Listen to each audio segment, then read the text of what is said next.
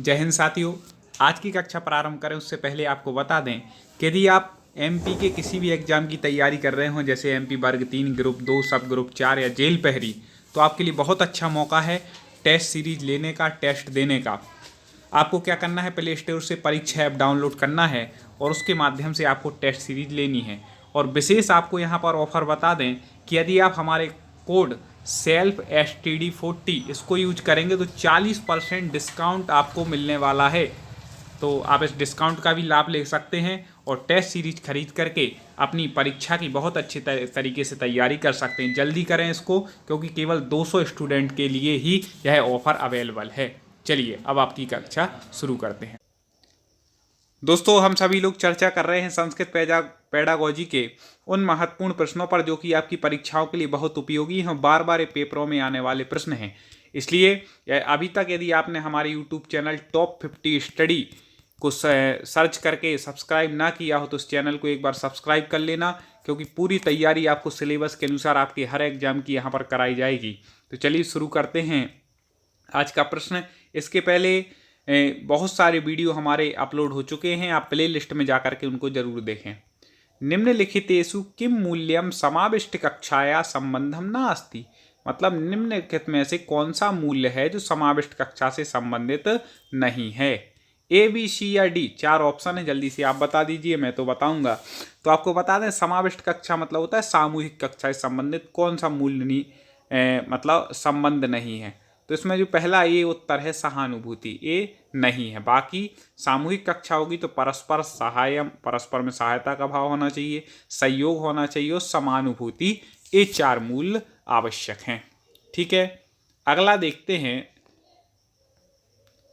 एकम प्राधिकृत पाठ्य वस्तु ततएव, तो एकम प्राधिकृत पाठ्य वस्तु ततएव मतलब एक प्राधिकृत पाठ्य वस्तु वह है, कौन सी है? तो ए, बी, सी या डी। तो आपको बता दें वी उत्तर सही हो जाएगा, ध्यान से सुनिएगा। यत मतलब जो व्यवहारिक जीवन से प्रकाश नेभ्य, जो व्यवहारिक जीवन में प्रकाश करे, ठीक है, तथा विज्ञापन सूचना लेख इत्यादि व स्वीक्रियते, मतलब विज्ञापन सूचना और लेख को स्वीकार करे, वही क्या है, पाठ्य वस्तु प्राधिकृत है, उपयोगी है।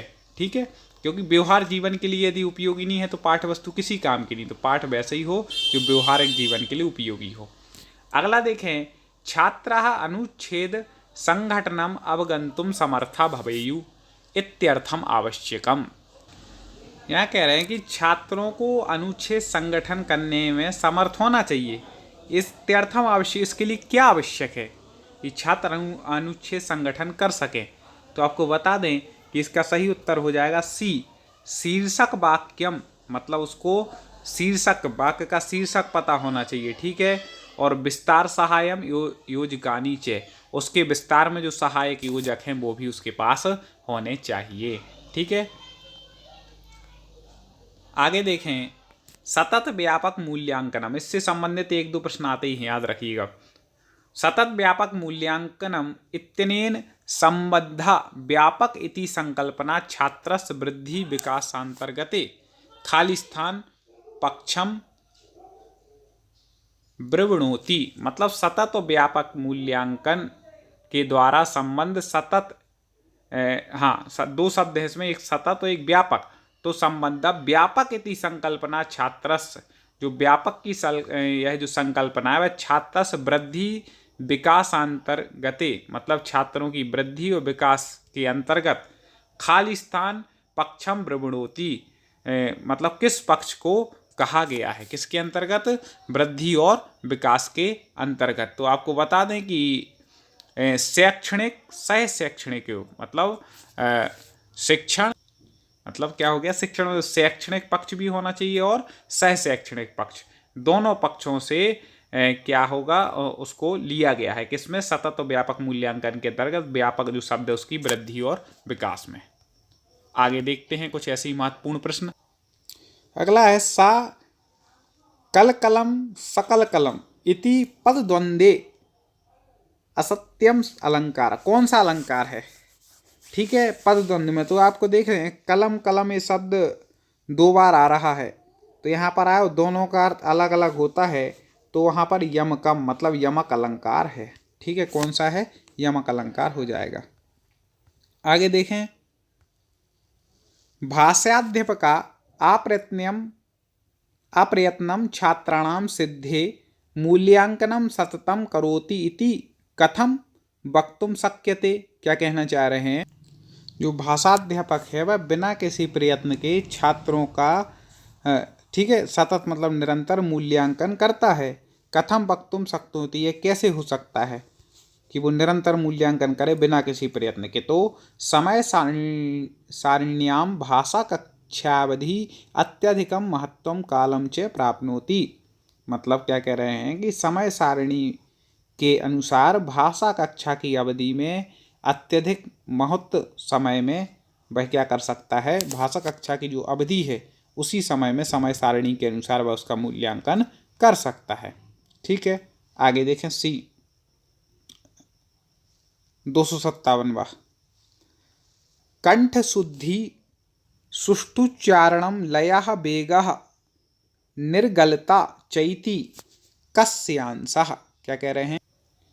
कंठ शुद्धि से सुष्ठु उच्चारण मतलब शुद्ध उच्चारण की, लय वेग की निर्गलता, च इति कस्यांशः किसके लिए आवश्यक है? मतलब कंठ शुद्धि के कारण वो हो, और लय वेग की आवश्यकता किस में होगी? कंठ तो अपन जब वाचन कुछ बोलते हैं तब, तो वाचन कौशल से इसका उत्तर ठीक हो जाएगा। अगला देखते हैं, लयः बलाघाता स्वरस्य कस्या गुणा।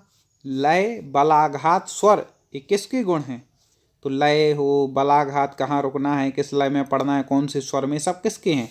संगीत स्वराणाम, संगीत के हैं। ठीक है, उसमें ही होता है लय बलाघात ये सब कुछ। आगे देखें, छात्र स्वायत्तता अनेन प्रोत्साहिता भवति। छात्र स्वायत्ता मतलब स्वतंत्र रूप से, अनेन प्रोत्साहिता भवति स्वतंत्र रूप से कैसे प्रोत्साहित होता है? तो आपको बता दें कि इसका उत्तर हो जाएगा सी स्वमूल्यांकने मतलब अपने मूल्यांकन के सह मतलब साथ, अध्ययन काले समावेशन अध्ययन काल के समावेश में क्या छात्र स्वयं रूप से क्या होता है? प्रोत्साहित होता है। आगे बढ़ते हैं, अस्मिन् वादे संज्ञानात्मक व्यवस्थाया संवर्धनम भाषाभिव्यक्ते पूर्ववर्ती भवेत् इति परिगण्यते। अस्मिन् वादे इस बाद में संज्ञानात्मक व्यवस्था के संवर्धन में भाषाभिव्यक्ति पूर्ववर्ती होती है। इति परिगण्यते ऐसा किसने कहा है? तो आपको बता दें कि इस प्रकार का जो कथन है वह हमारे प्याजे महोदयस्य पद्धति है, प्याजे महोदय जी की पद्धति है, उन्होंने कहा है। ठीक है, संज्ञानात्मक आपने सुना होगा।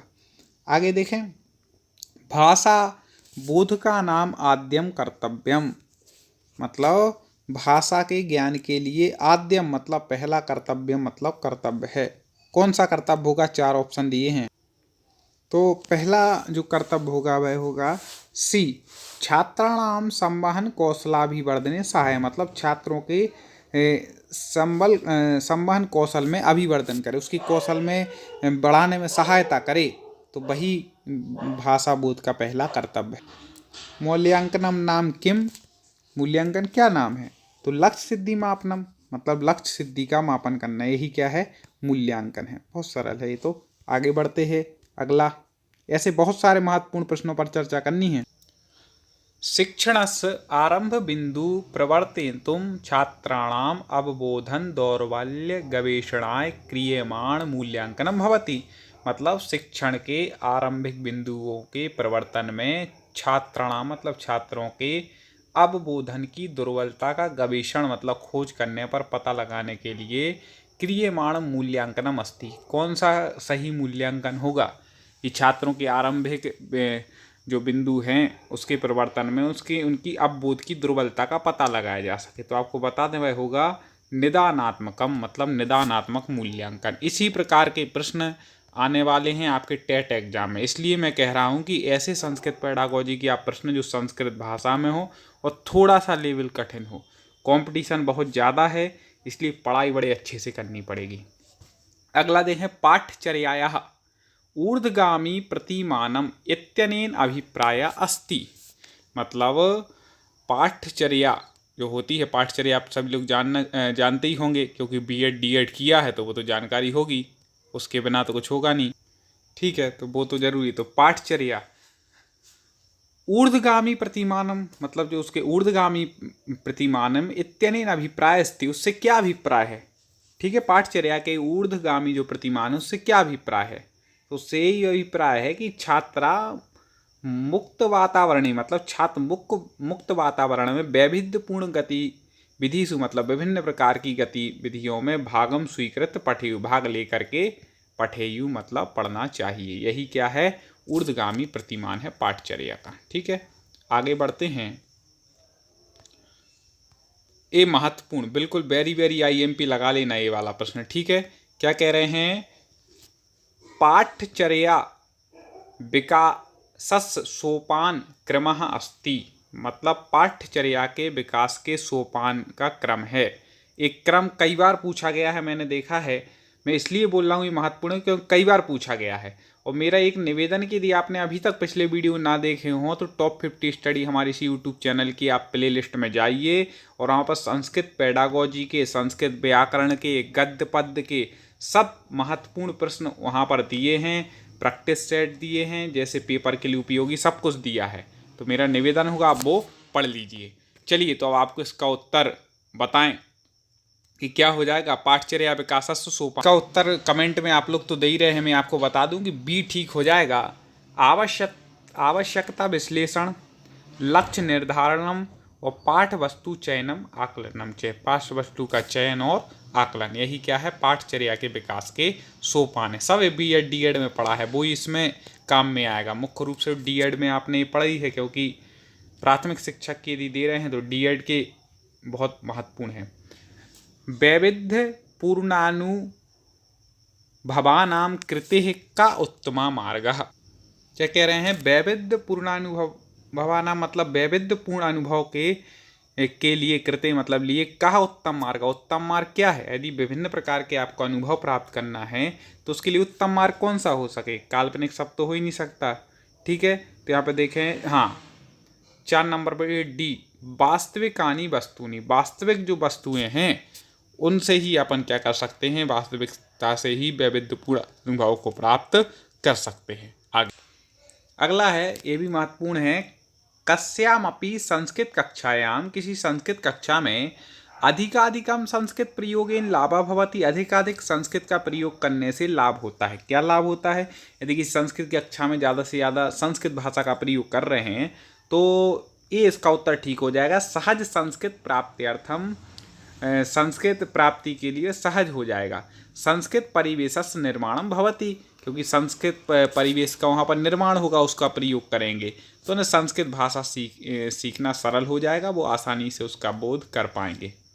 आगे देखें, अधिकृत श्रवणेन अभिप्रायः अस्ति, मेरा एक निवेदन, अभी तक वीडियो को लाइक ना किया हो तो जरूर कर दीजिए और सब्सक्राइब ना किया हो तो वो भी कर लीजिए। तो अधिकृत श्रवण से अभिप्राय है, क्या अभिप्राय हो जाएगा, तो आपको बता दें कि अधिकृत श्रवण कहलाता है कि विशिष्ट सूचना प्राप्तुम अवधानपूर्वक श्रवणम, मतलब कोई विशिष्ट सूचना है तो उसको बिल्कुल ध्यानपूर्वक सुने, यदि अवधानपूर्वक नहीं सुनेंगे तो दिक्कत हो जाएगी।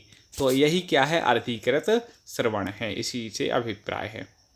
एक और आ गया महत्वपूर्ण प्रश्न, सतत व्यापक मूल्यांकन अंतर्गत, मतलब सतत और व्यापक मूल्यांकन के अंतर्गत, सतत व्यापक मूल्यांकन से मैंने बताया 2 से 3 प्रश्न आते हैं। तो क्या होता है, छात्राणाम मूल्यांकन आकलन नियमित रूपेण क्रियते, मतलब सतत एवं व्यापक मूल्यांकन में छात्रों का जो आकलन है वह नियमित रूप से किया जाता है। ठीक है, इस प्रकार से होता है।